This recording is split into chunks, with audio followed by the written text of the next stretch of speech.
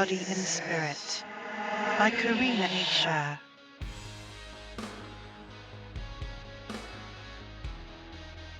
Hi guys, it's Karina from Ragebreed, and in today's Ragebreed Mind, Body and Spirit I'm going to go into a couple of things in relation to trauma and what happens sometimes with your mind when you disassociate from it. It's a very difficult thing to go through trauma. Sometimes your brain doesn't process pain in the same way, and those who have experienced PTSD in the past, like myself, and at the moment as well, you will find kind of numbness, and through therapy is the way that you can actually feel the pain. But at the time of the trauma, you may not be able to process the pain or those feelings because it's too big for your brain and body to comprehend. And I'll give you an example for this. When I was in an abusive relationship, the guy basically held a knife, came into the front room. Simple reason was because I wanted to go to sleep because I'd work the next day, and he wanted to carry on drinking because I didn't do what he wanted. He brought in a knife, threatened to kill himself, and threatened to kill me. He pinned me down. He had the knife in his hand. And it was extremely traumatic. The next day, I got my clothes on, I had a shower, I went to work. And this was like the norm for me, he would act up and, cause so much pain to me. And whether it's physical, emotional, abusive, sexual, whatever. And even when my boundaries would be saying no, he ignored them. My friend John Davies saw that, when he tried to bite me, and I used to, try and make light of the situation and call him a shark, and,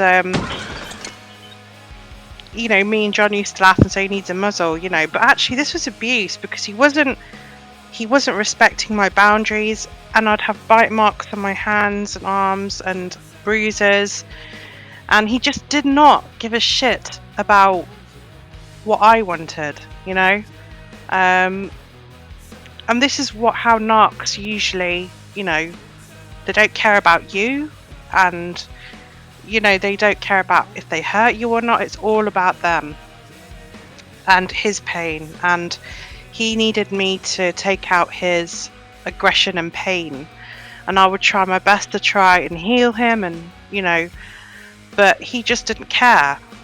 There was just he didn't care about me or how anything affected me. It was about what he could take from me, and usually it was alcohol or money or that kind of thing, and then people start asking you, why did you stay in a situation like that? Well, I'd been broken down. I had friends that had been two-faced. I'd gone through so much in the house before, and he had made me believe that everyone hated me. He isolated me from a lot of people, and in all of fairness, they did hate me. There were people that you can see now from Leicester that are showing their true colours with the bullying. That's who they are. And I was at a really low point. But the one thing I could have control over was to go to work, earn my keep, and pick up the pieces when I got home of the mess that he'd made, and dealing with his ups and downs, and him not even bothering to help me with anything, and in all honesty, I just feel as if that part of my life now is over. But the problem with it is the reoccurring nightmares and stuff of never feeling safe. And that's the hardest part, because when you go through something like this, you are constantly trying to find people that you feel safe around, that protect you. And it's really hard to find that because a lot of people are two-faced.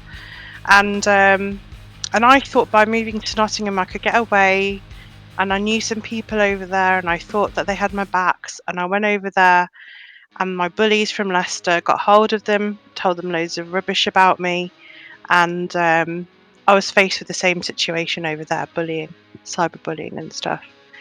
And the impact of that is feeling completely helpless to the situation, because even when I tried to take advice of the police, like send them a letter of cease and desist letter,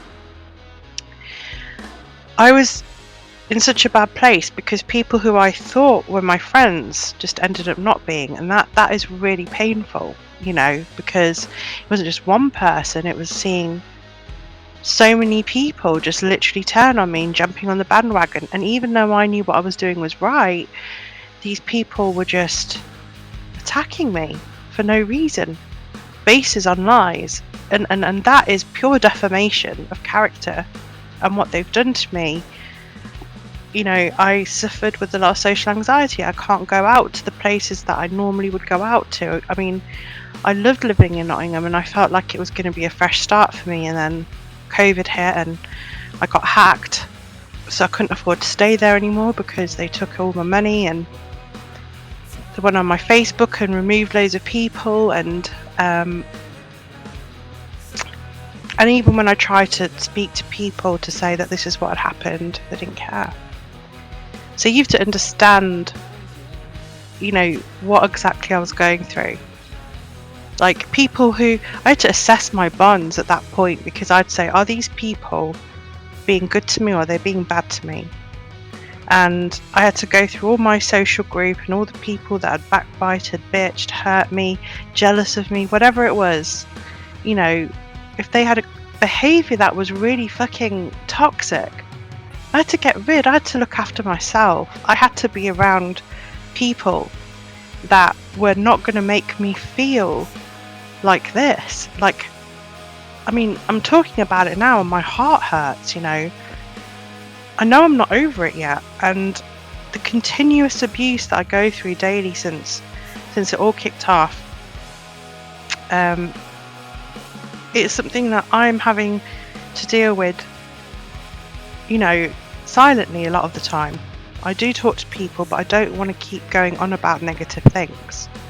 So a lot of the time I will deal with all these difficult situations behind closed doors.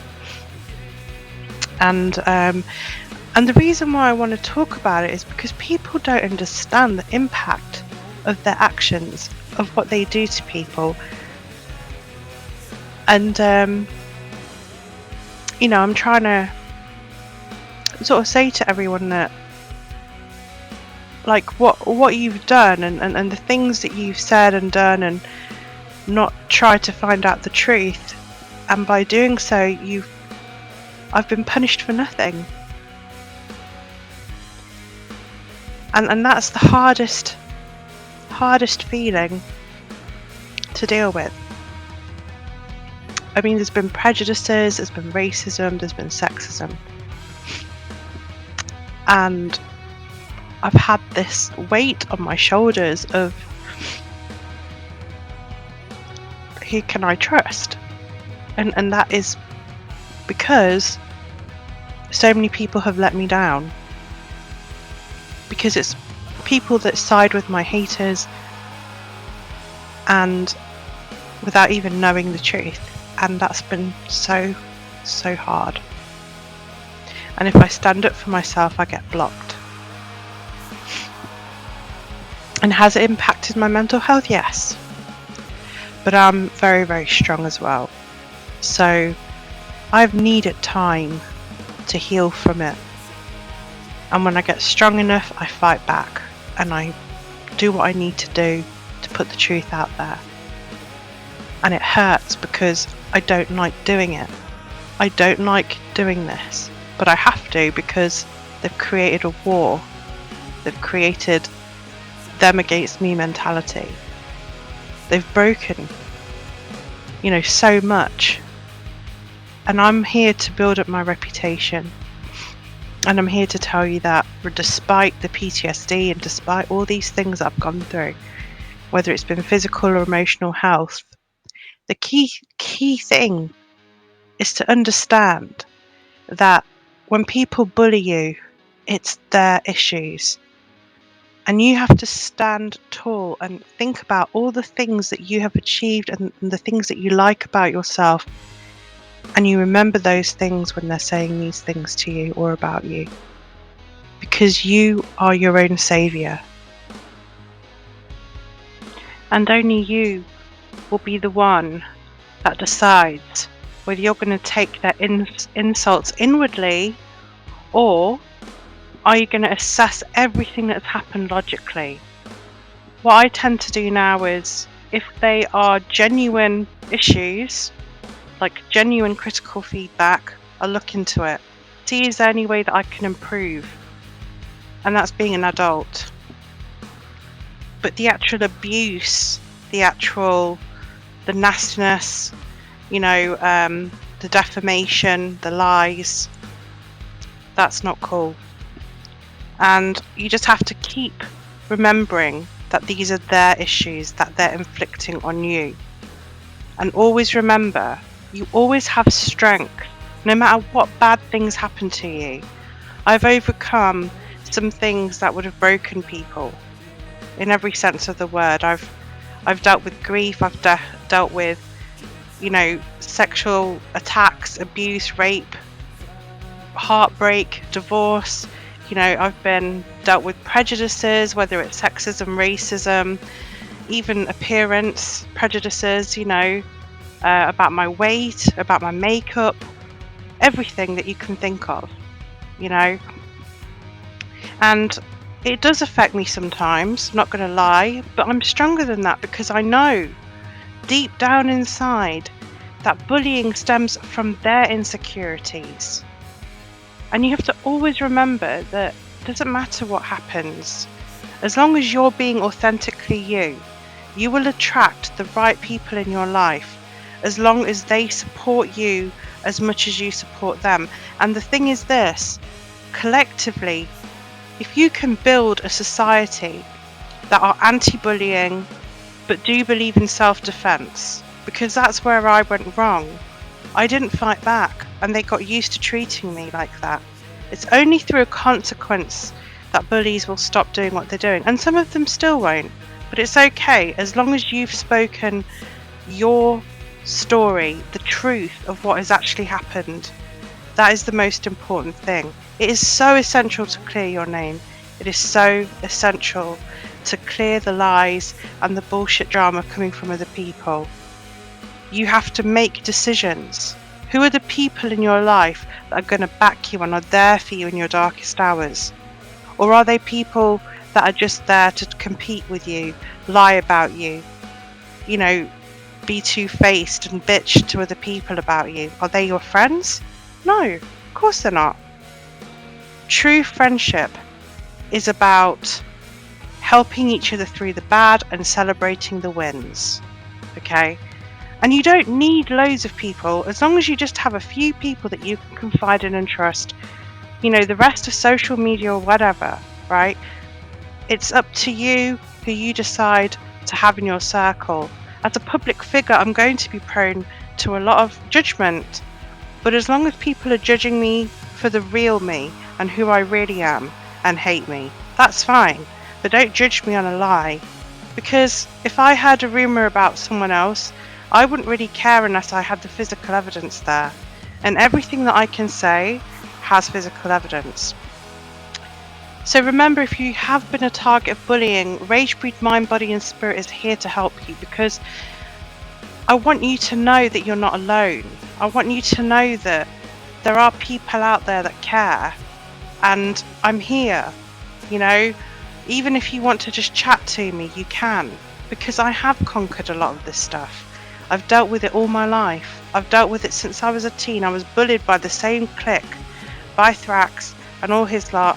I've been bullied by him for such a long time that it does not surprise me that he's spreading lies. So I need you guys to understand that Ragebreed Mind, Body and Spirit is about helping you out of the darkness. And remember, you can do this.